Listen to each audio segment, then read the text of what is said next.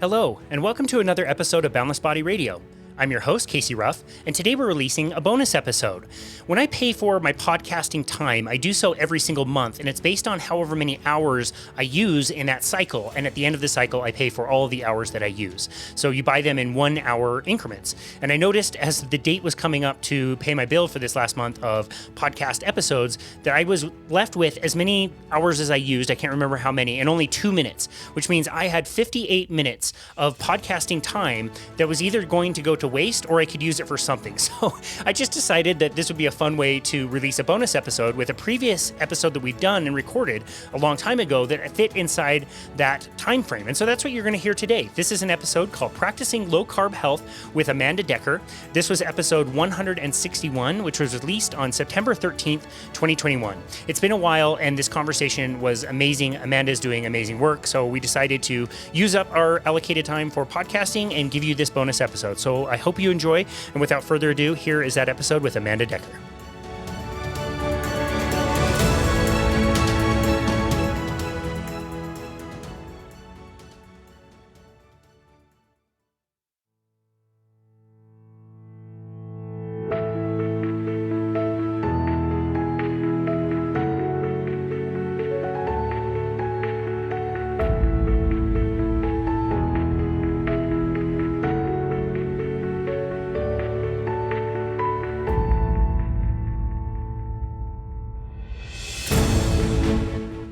Hello and welcome to another episode of Boundless Body Radio.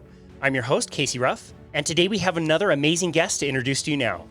Amanda Decker is a certified family nurse practitioner. She graduated from the Vanderbilt School of Nursing in 2005 and has been practicing in primary care ever since. Not only that, but beginning in 2017, she has been emphasizing the attainment of metabolic health through carb restriction. She is certified in advanced education from the Obesity Medicine Association, is Scope certified by the World Obesity Federation, is LowCarb USA certified. She's also board certified in Ketogenic Nutrition by the American Nutrition Association, and is certified as a Metabolic Health Practitioner by the SMHP. She lives in Dickson, Tennessee with her family, where she also practices medicine. She's committed to continuous learning and progression and can be found on Twitter at deckerlesscarbs. Amanda Decker, what a pleasure to welcome you to Boundless Body Radio. Yeah, thank you, Casey. You told me something interesting before we got started, that you were actually born in the same town that you live and practice. Is that right? Correct. You must be a homebody. Well, I live on a family farm, so my family raises Black Angus cattle, and the farm's been in my family for almost 100 years at this point. So my passion and my heart are in the same place. Wow, that's amazing. Do you do a lot of active work on the farm? It doesn't seem like you've got a lot of time to do much else other than what you do professionally.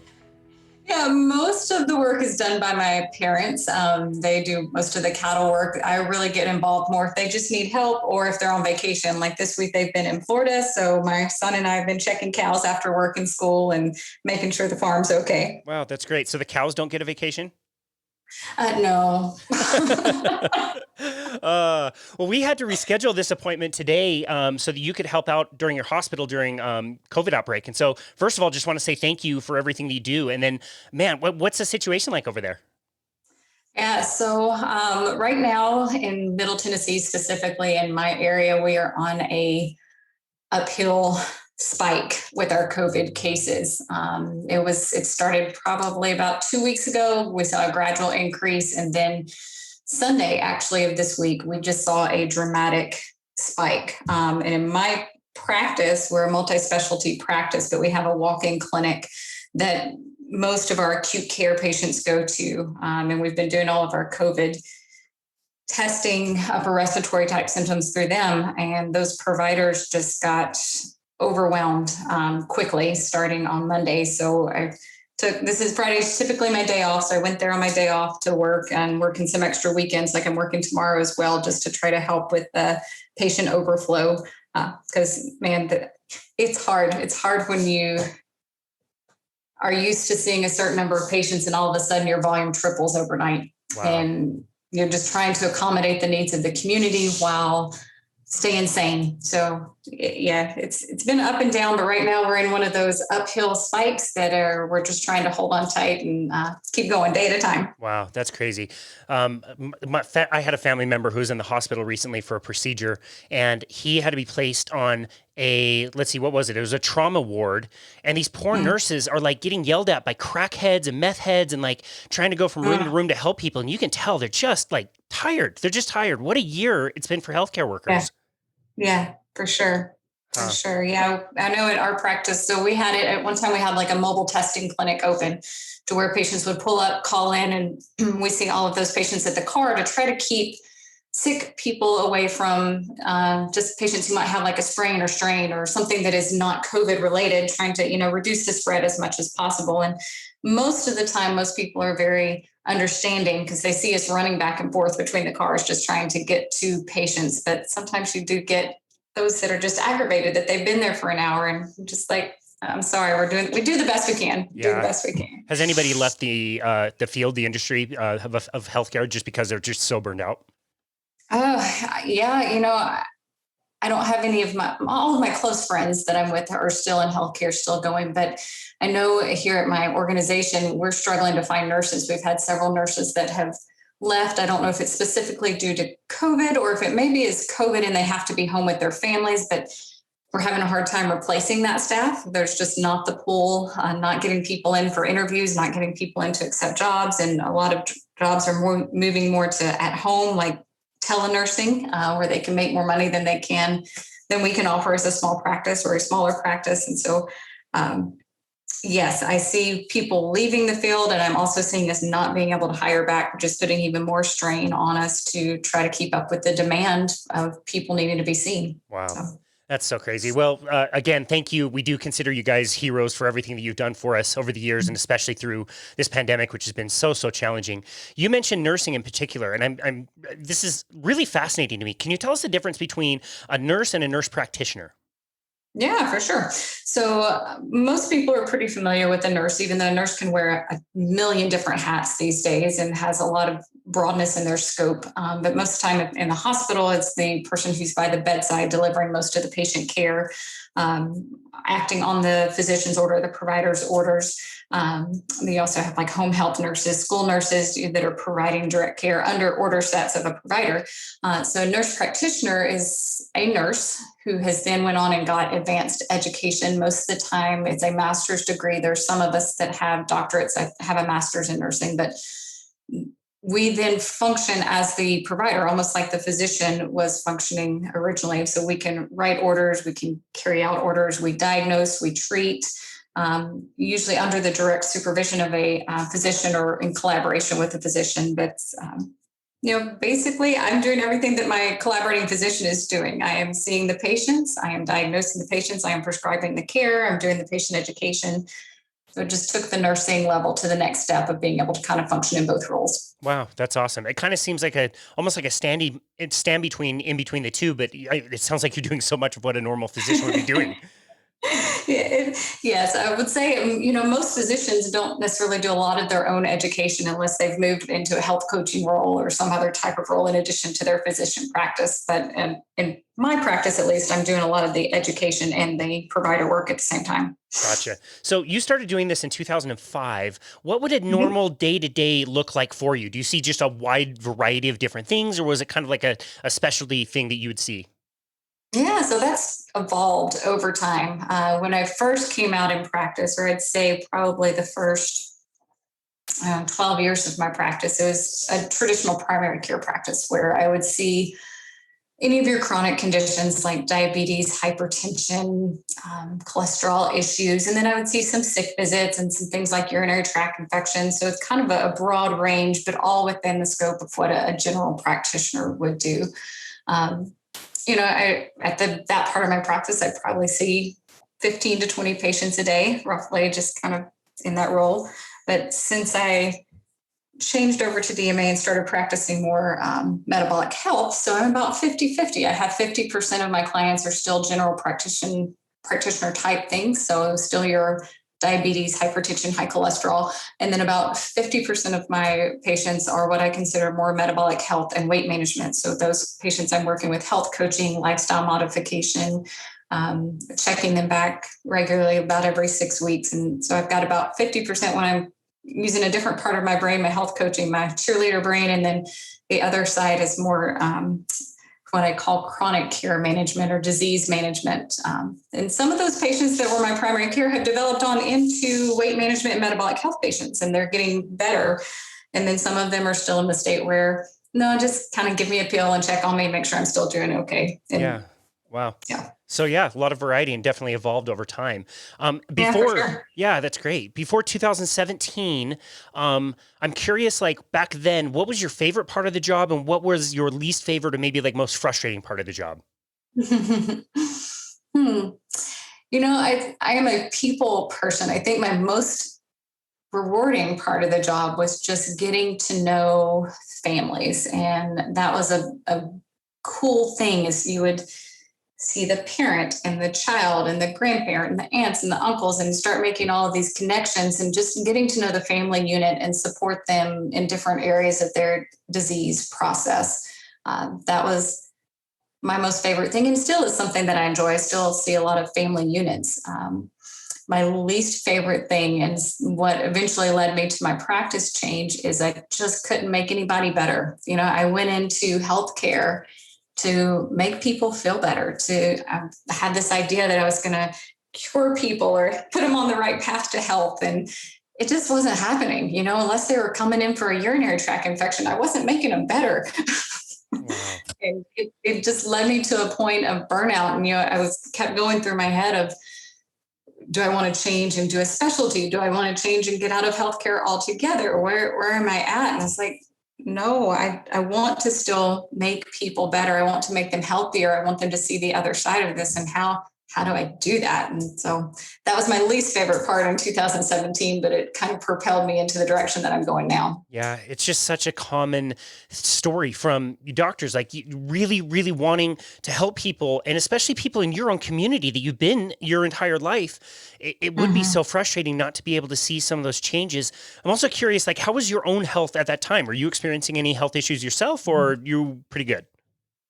Yeah, so in general, I've always been a fairly healthy person. I got some issues, but I guess my story would probably start as a teen. I was an overweight teenager, preteen.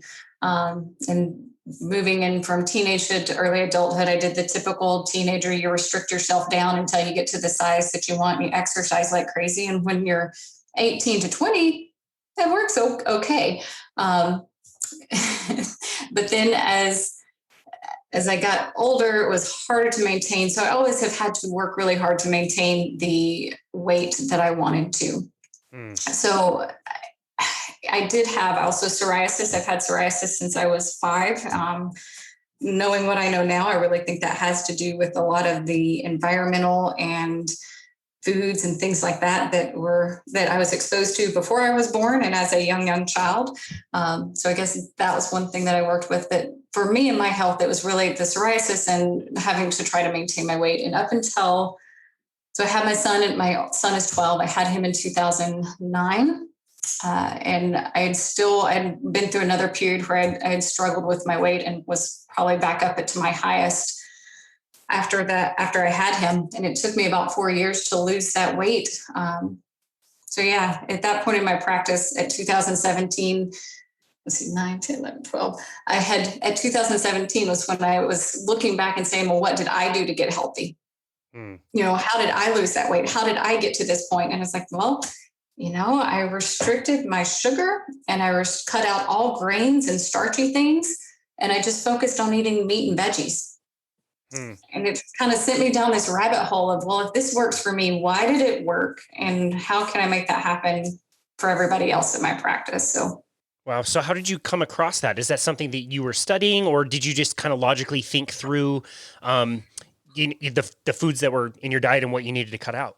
Yeah, I'm going to say it was kind of a logical type thing. I went back kind of thinking about, my great grandparents. I was very fortunate to know and get to know four of my great grandparents before they passed away. I think I was 16 when I lost my last one. But my great grandmother would always say, "Girl, don't eat too many biscuits or you're going to get fat."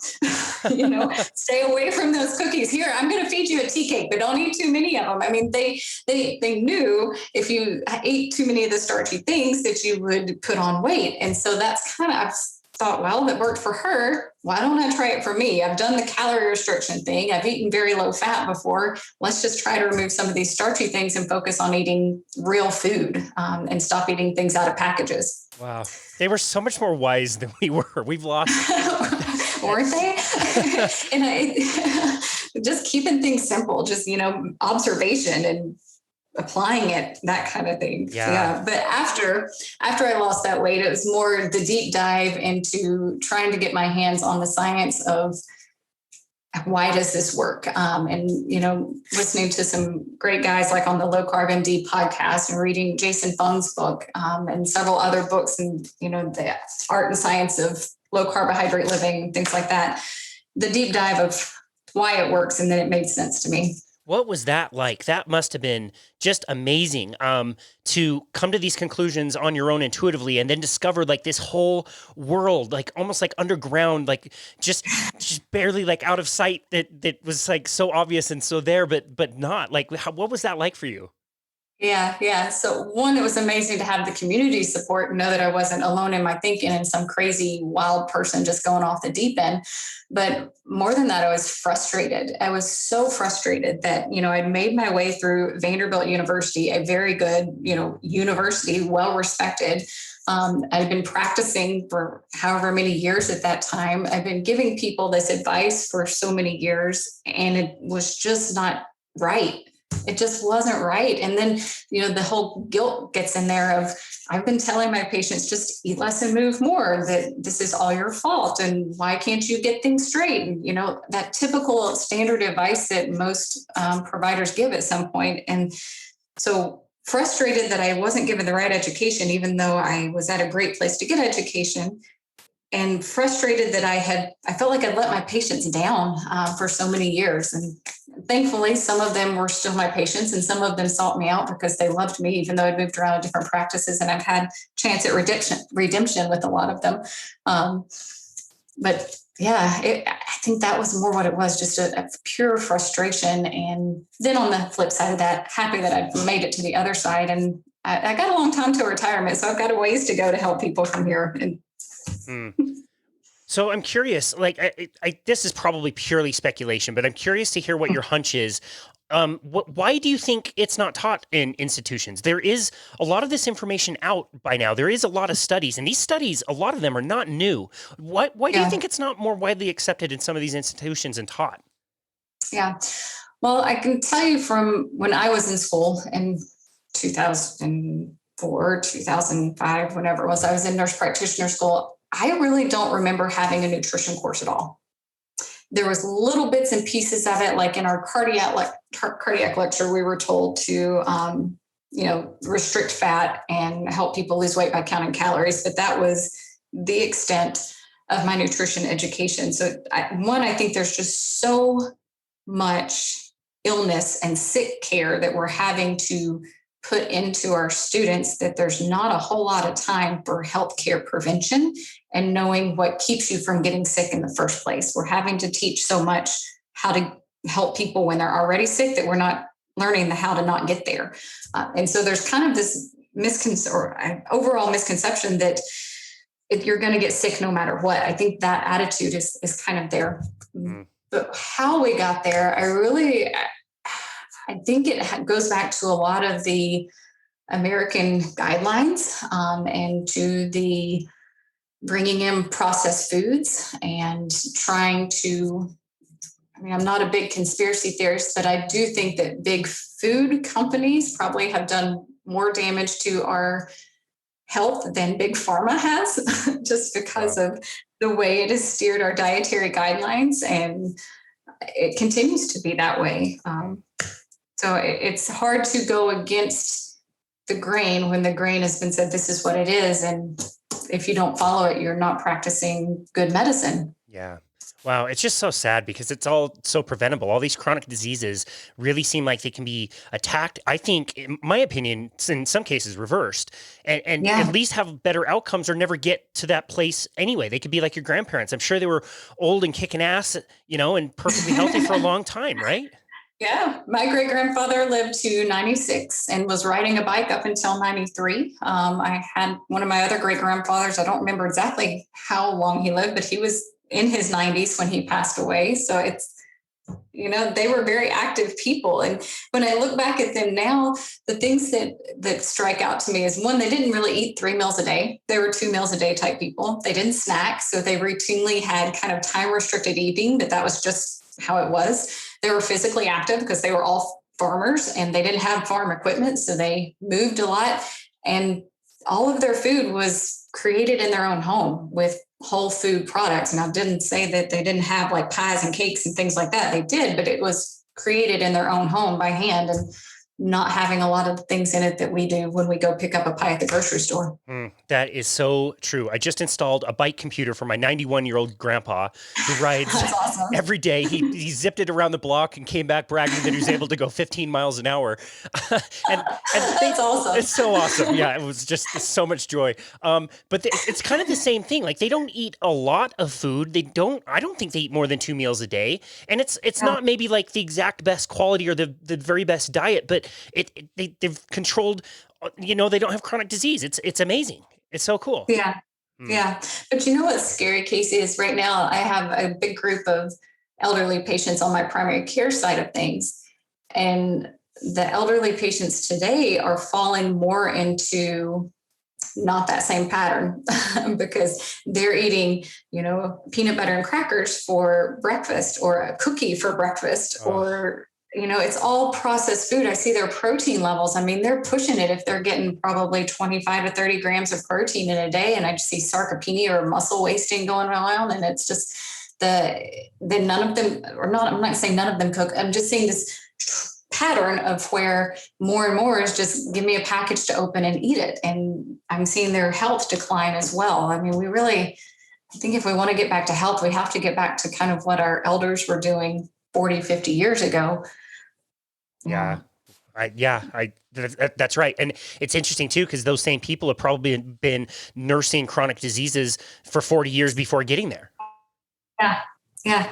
Wow. Very, very true. Wow. So how did you start to make changes with some of your patients? Like, what were some of the first steps that you decided to try?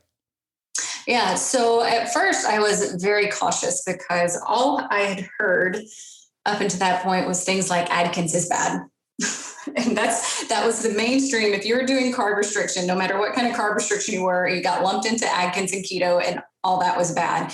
And I was a little fearful if I started charting that I was telling people to do this, that I was going to get kicked out of my medical group or something, that it just was going to be bad. And I took a minute. It's like, wait, I know this is not bad because I've done it for myself. At this point, my husband had joined along with me in this. I'm seeing what it's doing for us.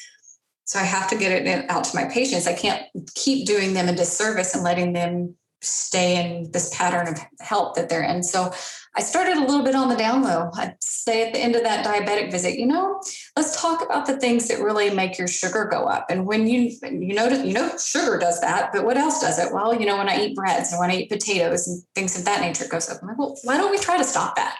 Let me just see if we can stop those things and see if our sugar gets better. And then people would come in and complain about gaining weight. I'm like, well, I lost weight by cutting out a lot of my starchy things and trying to eat more real vegetables and less of the things out of packages and breads and things. And so I started to see people make changes and implement of it, and their weight start to go down. And it just kind of built from there, starting to become more brave and saying, all right, we're going to go on a low carb diet, or I want you to go on a keto diet because here's the science. I have these articles now that says this is safe. And I have got clinical guidelines from the SMHP and LowCarb USA, put them out as well, that says it's safe and you have health conditions that could benefit from this. So let's give it a try. And So it's just kind of baby step, put my feet in the waters, and then built from there. Wow, that's so cool. What was it like? Like, how did you feel when the first patients started coming in and they started seeing improvements after, being in practice for 12 years? What was that like to see that?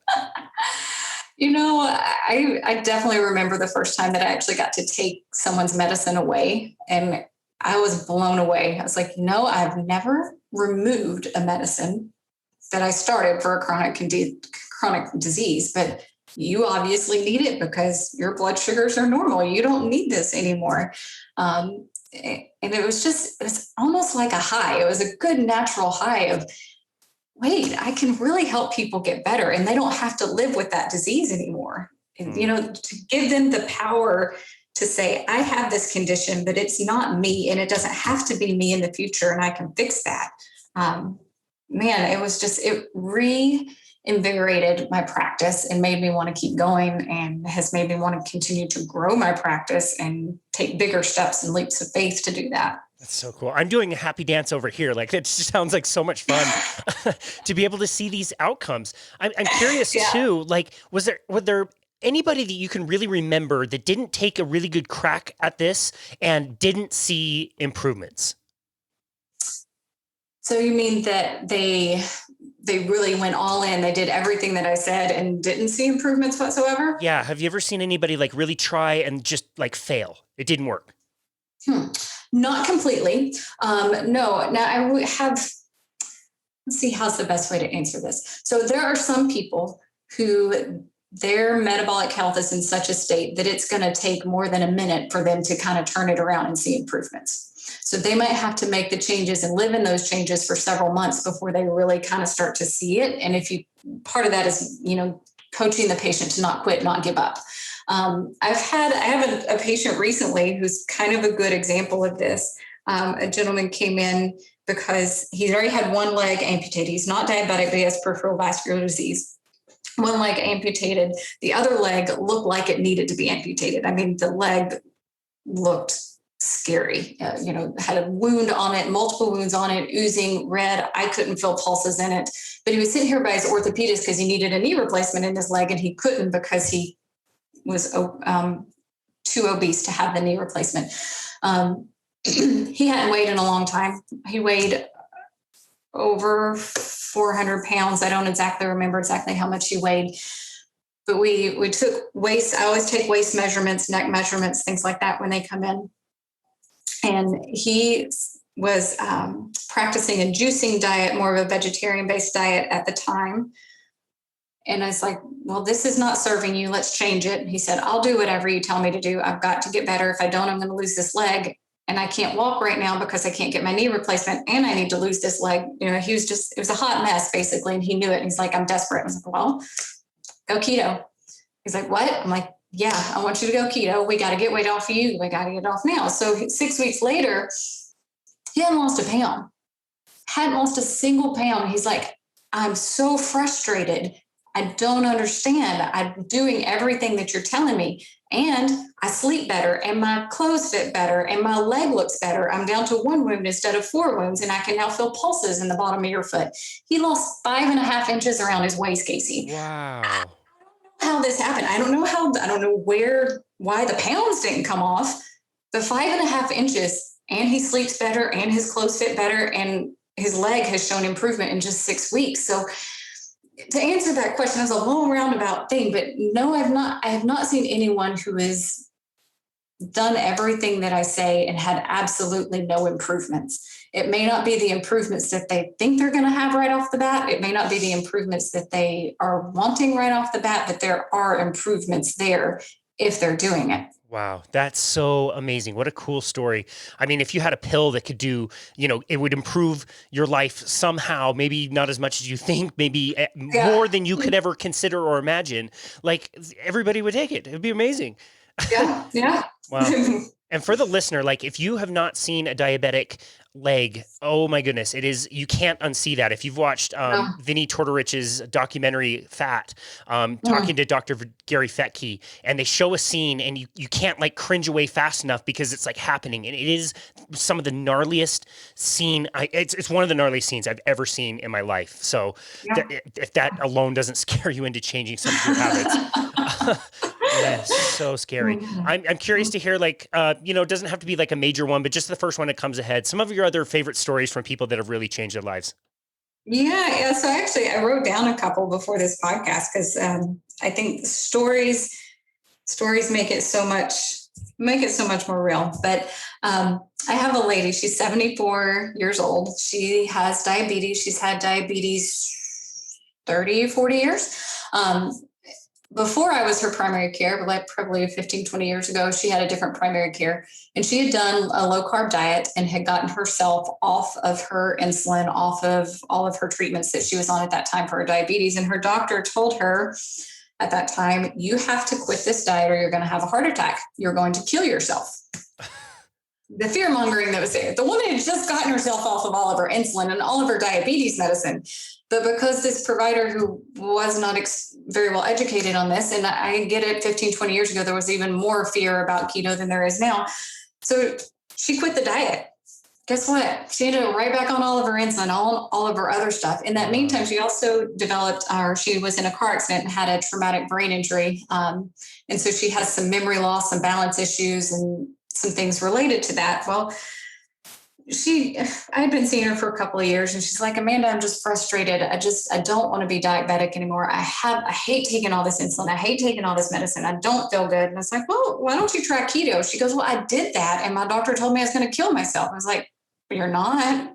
It's like, just go do it back again.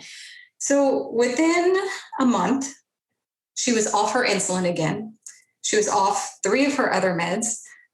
She's lost 27 pounds, but she's also seen cognition improvement. She's like, I can recall things that I couldn't recall before. I'm not as anxious, and my kids tell me that I have a more clear brain and I'm not as snippy with them.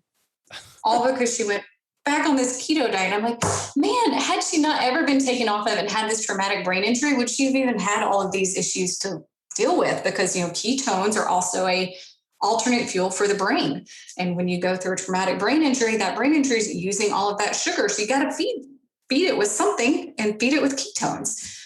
So her story just blows me away because yes, she's had diabetes for a long time, but just by changing her diet, she's been able to get off all of her insulin and almost all of her other medicines, even though she's been diabetic for years. Wow. Think about that in the context of quality of life, not just for her, but for all of her loved ones that would have had to take care of, a cognitively declining parent. Like that's so hard. Mm-hmm. What an amazing thing to add so much quality of life to somebody, in their declining years. That's so cool.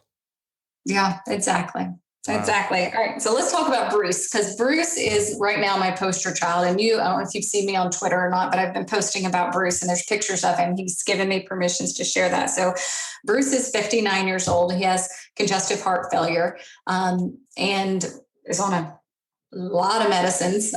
His cardiologist referred him to me for weight management because he said, we've maximized. You're on every amount of fluid pill that I can give you. There's nothing else I can do unless you lose weight. It's just a steady decline until you die. So this is what you got. So he came to see me, and I remember leaving that first visit, looking at my nurse and saying, I don't think this is going to work. I don't feel like he's into it. I think he thinks he's too far gone. I don't know that he wants to change. He's like, I don't get the good vibe that this is going to be the hit patient. And he would probably tell you the same thing because he kind of looked at me and said, okay, afterwards. So that was in November of 2020. I am happy to report that Bruce is now down 99 pounds since November of 2020. He is off 3 of his diuretic medicines. He's had to buy multiple sets of new clothes, and he can breathe. That first visit, when he came to see me, he could not walk from my lobby to my exam room, which is all a flat surface and wasn't very far of a distance, without having to stop because he was short of breath. He told me that last month, you get a little emotional with this, last month, he met his high school classmates on our downtown Dickson. And he's like, I could walk Main Street, up and down that hill, and I wasn't short of breath, and I didn't have to stop. That I mean, that's the stuff that makes me happy. That's the stuff that makes me come back to work every day, that makes me want to stay late and finish my charts and do whatever, because Bruce has changed. Bruce is going to live longer. Bruce is happier. Bruce can breathe. I mean, man couldn't breathe before, and now he can breathe. And so, it amazes me, but it also still makes me so mad, because earlier in my career, there's so many of my patients who died because I didn't know what to tell them. Wow. Yeah. Bruce, we love you, man. So proud of you. Awesome. So proud of you for deciding to make a change. That is amazing. So thank you for your example to the rest of us. And thank you, Amanda. I mean, those are amazing stories. These are people. Yeah. These people have families and lives, and there are neighbors and friends and family. And it's so impactful. Yeah. I mean, these are everyday people. These are not people who have unlimited amount of wealth. We live in a small rural town. If these people can do it, anybody can do it. You just have to put your mind to it and don't overcomplicate it. Wow. That's so amazing. I was always impressed. If I was working with somebody directly, I would always be really happy if they took my advice, they got some good results. I would commonly use Diet Doctor meal plans, which, by the way, how amazing is Diet Doctor as a resource? Yeah. So awesome. Yeah. We use them all the time. We're actually testing out their Diet Doctor Pro membership that they have, so that I can be able to offer it to my patients, full access to the Diet Doctor website to print out meal plans and things like that. And they're hoping to grow to add even more, some coaching connections and things that I can go through that Diet Doctor Pro website. Yeah, that would be amazing. For the listener, to sign up as a member, it costs $10 a month. I've been signed up for years, and it's such an amazing resource. I send anybody over there. But so anyway, it would be cool to work with somebody directly, and they would see good results and whatever. But then even if somebody didn't take my advice, maybe their wife would or something, and she would see results, or somebody's kids would try it and they would get really good results. And that was really unexpected and very cool. And I think that same kind of thing happened around your house. Is that right?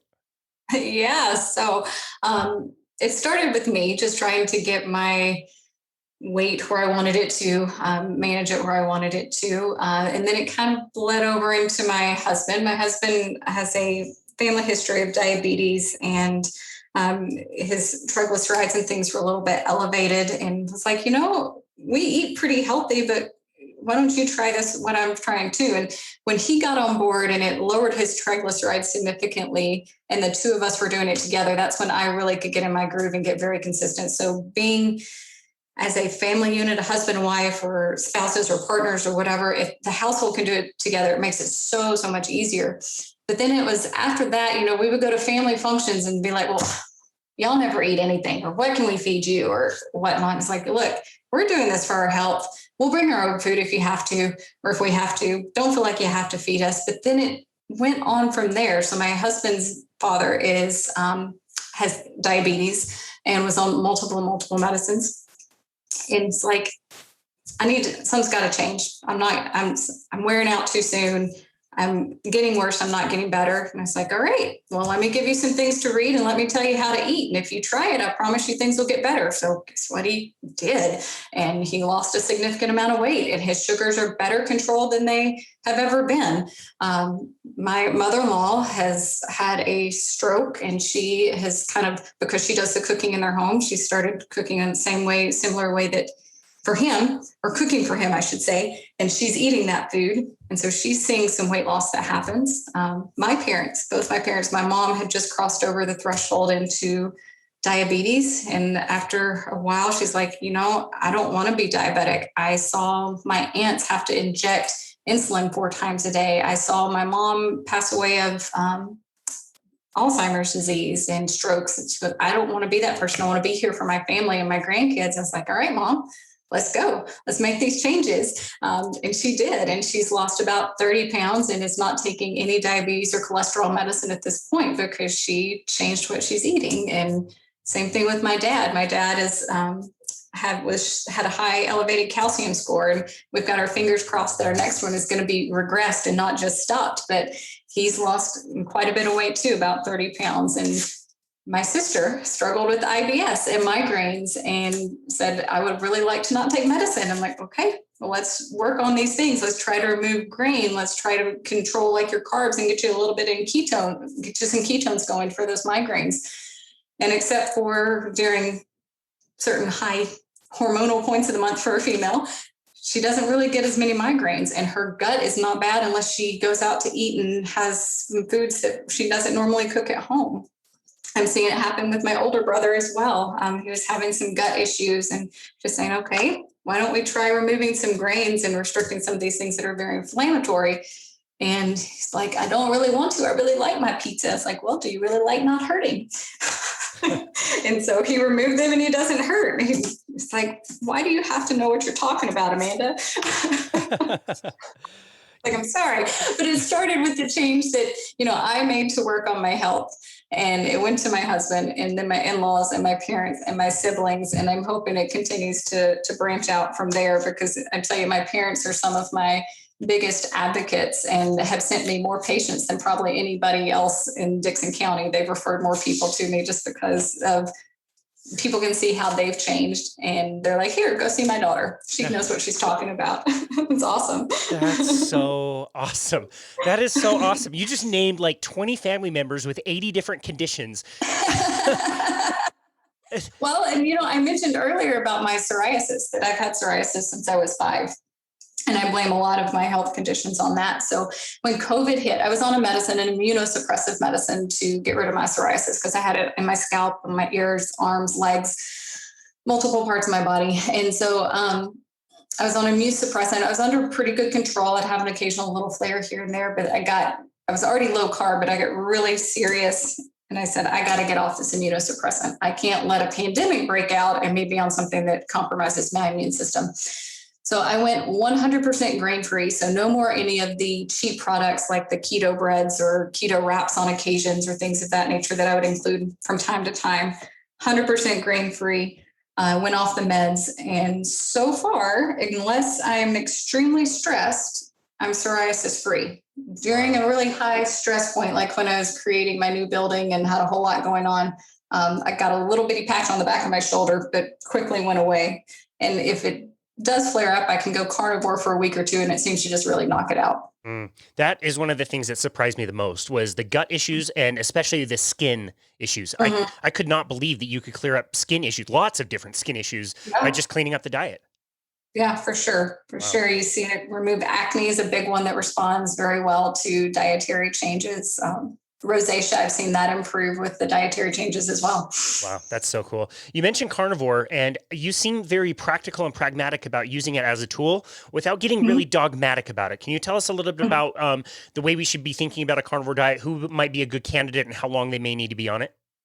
Yeah. So I use it a couple different ways. One of my favorite group to use it in are the people that come in and tell me, I just eat meat, eggs, bread, and potatoes. Really? That's all you eat? They're like, yes. I was like, well, I only have a couple of things I can cut from you then. And so they do really, really well on a carnivore diet because they still eat their meat and their eggs kind of things. But I use it a lot in my autoimmune condition patients. So people who have like rheumatoid arthritis, lupus, psoriasis, I consider that an autoimmune condition, fibromyalgia. And even if you're concerned about different allergies, I'm like, well, let's try this as a elimination diet. Basically, you're getting down to the bare bones of what your body has to have to live, your amino acids and fatty acids and protein, basically. So let's do that and see if things get better. And so that's one of my big places to use it. Another place I use it is if someone is really struggling to get their hunger under control, like obsessively thinking about food, things of that nature. Sometimes I can get them to go carnivore for a couple of weeks, and for them, it just kind of triggers, it like shuts the brain off. They're no longer thinking about it. And I think it's they get that protein really high and they get a withdrawal from any of the processed any types of foods that are out there. And it just really helps to shut down those hunger hormones that are there. I use it as a cyclical tool for a lot of people too, to kind of break through some weight loss stalls as well. So if we've been kind of low carb or keto, and we've kind of stalled out and we're not quite to goal, we might switch to carnivore for a time period to try to trigger that weight loss to come on board. And then if they want to bring back in veggies and things slowly, we can do it that way. That sounds, yeah, very practical and pragmatic. I just tend to do better when I stay strict on it. It just, for me, it just eliminates all the other options. Like, this is my food. All this other stuff is not my food. So it just keeps it really simple. But I understand people would not want to be on it forever. What are some of the safer plant foods that people would think about bringing back? Yeah. So when I start bringing back plant food, that had a lot of bees in it right there. So I usually start with like an avocado, something that is a high fat still, but pretty low inflammatory for a lot of people. I'll bring back lettuce, squashes, cucumber without the peel. I'll bring that kind of back in at first. And I usually tell people to bring it back a step at a time. So like add back your avocado first, or if you don't like avocado, bring back a squash first, like a zucchini, basically. And then bring back your cucumbers and slowly. I try to save like nightshade vegetables like tomatoes and peppers and things like that until the end, because those are kickers of inflammation for a lot of people. Gotcha. I also wanted to ask you about all the certifications that you have along with your My own alphabet soup I got going on there. Oh my gosh. It was like the whole introduction was she's certified in this, she's certified in this, she's certified in this. When I decided to dive in, I dove head first. And I think some of it was I had a little bit of a complex. Being a nurse practitioner, I felt like I was kind of not disenfranchised, but I had to prove myself a little bit more than someone who might have an MD behind their name. So I just kept going. That's awesome. Which ones were some of the more helpful ones? All right. So I actually really enjoyed becoming low carb certified through Low-Carb USA and the SMHP. Most of that education came through the Nutrition Network, which is Tim Noakes Foundation, that kind of thing. It was invaluable information. As a practitioner, absolutely, hands down, it was amazing.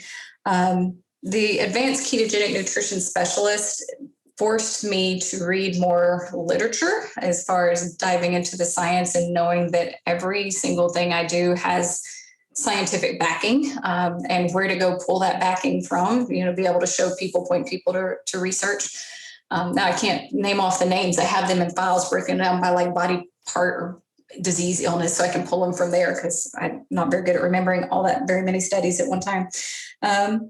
So I guess they've all given me different things, Casey. My very first one, the Obesity Medicine Association one, it was more, it was broad. And I think one of the big takeaways that I took from that was learning how to be cautious in the way that I speak to patients. And not that I haven't always been cautious, but obesity is such a emotionally driven topic. And it carries with it so much weight emotionally, not just physically. And if you're not very specific or not very careful on how you word things in a patient encounter, you might lose that patient right off the bat, and they're going to tune you out from the very beginning. And so that's one of the big takeaways I got from them. But then probably the education I got from Nutrition Network was my best. Gotcha. Yeah, that all seems like really important and balanced and necessary for different things. What a wide array of a skill set that you can use for so many different things and situations. I'm curious, like if somebody's listening to this, maybe they are dealing with chronic illness, obesity, diabetes, hypertension, things like that, and they want to do this. Like, this is exciting and inspiring, and you've got all these amazing stories. What simple and practical tips would you give to them to kind of like get started? Maybe they're not ready to go 100% very strict, but where can they start, and where can they, what are some of the low hanging fruit that they can start with? Yeah. So one, I would say, don't complicate things. If you start deep diving into the internet and trying to count macros and look at all the products that are out there, it's just going to get so confusing. So don't complicate things. I would start with trying to just stick to whole foods. If it looks like it came off of God's animal or off of his earth, off of his plant, then it's probably good for you. If it came out of a factory, it's not so good for you. So that's kind of where I would start, is just trying to remove a lot of those processed packaged items. If that seems too much, start with one meal. Can you make breakfast carb free? Can you just have eggs and meat for breakfast? And then can you work on your lunch? And then maybe you can work on your dinner. So take it a step at a time. But the biggest thing is just don't overthink it. Don't overcomplicate it. If it's meat, eggs, and non-starchy veggies, you're good to go. That's a great tip. I love that. I think once you get some of those smaller wins, people will be more motivated to take another step, maybe a bigger step down the road. But yeah, Yeah, keeping for it sure. simple. Yeah, so important. Curious to know, what are you working on in the future? Anything coming up? Well, I just moved into a brand new building. So I was practicing in a clinic with another provider. She was a pediatric provider, and it just wasn't conducive for growing a weight management practice. And so I purchased a building and remodeled it. And it's now DMA Weight and Wellness. And we're welcoming more and more weight clients every day. But our goals are to add health coaches, dietitians, and hopefully eventually in the future, an exercise therapist. I have an area in the back that's kind of the big garage. I'd like to put a gym back there so that my patients can come in and work with a therapist to learn how to start exercising in a chair, and then how to, start increasing that. Because it's very intimidated to walk into a gym. If you're 300, 400 pounds, it's going to be hard to just walk in and say, let me at it. But in the privacy in the back of my clinic, they can sit down one-on-one and learn some things. So that's kind of my vision, my dream that I'm slowly growing. I'll probably add more credentials to my name at some point. I just got to decide which one I want to go with next. Of course you will. Not enough letters behind your name. Not enough letters. My door's not full enough. I got to fill it up all the way. That's awesome. I'm curious, does a facility like that exist? That sounds incredible. What an amazing place that combines so many different things together. Does that already exist somewhere?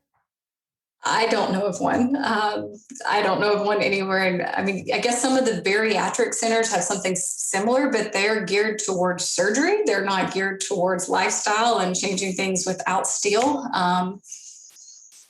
I don't know of one. I think Tro in New York is trying to do something similar. Tro Collation, I think he's trying to do something similar, but his is cash pay. Mine is all billed through insurance because most of my clients here are blue collar workers that have insurance and don't necessarily have a lot of extra funds to put out on their own. So. Wow. That sounds amazing. I am taking a trip to Dickson, Tennessee to go check this out. I'm going to eat some of your hamburger, and I'm going to visit your just facility. A little bit to keep building it. I just got moved in right after the 4th of July. So my practice is here. I've got one of my nurses is training as a health coach. I'm fixing to start advertising for the registered dietitian job. So if anybody's a registered dietitian and is interested in Middle Tennessee, let me know. So I'm building it slowly. We're getting there. That's so cool. I love that. What a cool vision. And it must be just so amazing to watch it kind of unfold and all the pieces come together over time. That's amazing. Yeah, wow. It is. What a fun conversation this has been. We normally ask, what's one simple tip you'd like to leave with a listener, but you've already done such a great job giving that tip, keep everything simple. So I'm going to change the last question for you and just say, what is one thing you're grateful for today? One thing I am grateful for. Well, then I'm going to say that it is going to be my marriage. I just celebrated 19 years of marriage on Tuesday of this week. He is the best partner I could ever ask for. He is extremely supportive. He's been supportive in my health journey and my professional journey. And he's just that kind of guy that says, baby, whatever you need, you go do it. And I'll be there to help you. He moved to my family farm with me instead of wanting to move to Montana. I mean, he wanted to move to Montana, but instead he decided, okay, I'll keep you happy and move to your farm. So that is what I am grateful for today. I'm extremely grateful for my husband. That's amazing. What a great answer. I did see that post earlier this week. So cute. Congratulations on 19 years. Thank you. It looks like you guys have a lot of fun and have a really fun and enjoyable life. And I love that example for everybody. That's super cool. Wow. Amanda Decker, this has been fantastic. Where can people go to find you and connect with you and potentially work with you? Yeah, so the best place to find me on social media is at deckerlesscarbs. I'm also on Facebook. You can do the same at deckerlesscarbs as well. I'm in Dickson, Tennessee. If anybody's in the Middle Tennessee area and is interested in getting healthier, has some metabolic health issues they need to work on, my office is in Dickson. That's Dickson, not Dixon. Just search Dickson or DMA Weight and Wellness is where you can find me. Awesome. That's great. We will link to all of that in the show notes. That was so much fun. I loved the stories that you were telling. I'm glad they made you a little emotional. They made me a little emotional, and they should have. It's so cool to see people like you out in the world learning something new and really serving the community that you live in. So we're just so grateful for you and for your time. And I know you're super busy, so thank you so much for making the time to come onto our show today. We really appreciate you and everything that you do. Yeah, thank you, Casey. Absolutely. It's been an honor. And this has been another episode of Boundless Body Radio.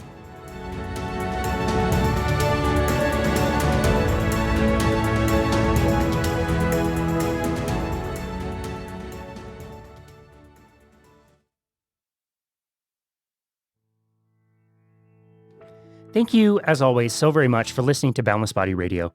We really have such a passion for this work and for sharing our message. I've always said this, and I still believe it, that if I were to win the lottery today, that I would still show up for all of my clients and continue this work starting at 6 a.m. next Monday.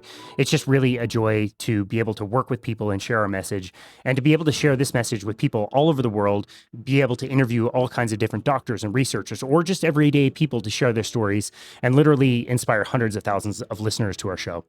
Last year, we decided to start our Patreon page to be able to share premium content for a subscription fee, which included private coaching, early releases of our podcast, which was unedited, and also my special project of making the Boundless Body Radio premium podcast, which is basically the highlights of all of the hundreds of episodes that we have done, all condensed down into a masterclass of a particular topic, including different macronutrients and also ketogenic diets. The subscription model really wasn't exactly a smash success, to say the least, but I did put a lot of blood, sweat, and tears into those episodes, and I'm really just not that comfortable with them sitting around behind a paywall when they could be out helping people. So we have decided to terminate our Patreon page. I will be releasing all of the content that we created for the Boundless Body Radio Premium Podcast on our normal show, Boundless Body Radio, for free. So be on the lookout for that in the coming months. And be sure to leave any feedback that you might have. If you enjoyed them, we'd really love to hear from you. They were really fun to make, and I really enjoyed reviewing all of our content to create them. But like I said, if they're not out there helping people, I'm just not really okay with that, and I really want them to get out and help. So remember that you can always book a free complimentary 30-minute session with us on our website at myboundlessbody.com. We've really enjoyed connecting with people all over the world to discuss all things health and fitness. And so feel free to do that and take advantage of that. And as always, thank you again so much for listening to Boundless Body Radio.